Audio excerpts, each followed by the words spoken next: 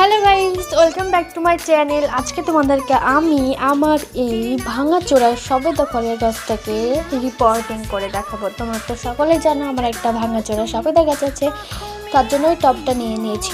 এবারে গাছটার গোড়ার দিকের মাটিটা দেখো একদম একটু ছেটেছি, এতদূর পর্যন্ত পুরো ছেটে দেবো, একদম হালকা করে দেব, যতটা হালকা করা যায়। আর এইদিকে টবটাতে একটা ধামা নিয়ে নিয়েছি বড়, ওখানে মাটি লোড করে নিয়েছি অর্ধেক। এই যে দেখো, যেহেতু আমি একা ভিডিও করি তাই আমার একটু প্রবলেম হয়, তোমরা একটু ম্যানেজ করে দেখে নেবে। এই যে গাছটাকে কেমন ছেটেছি দেখো।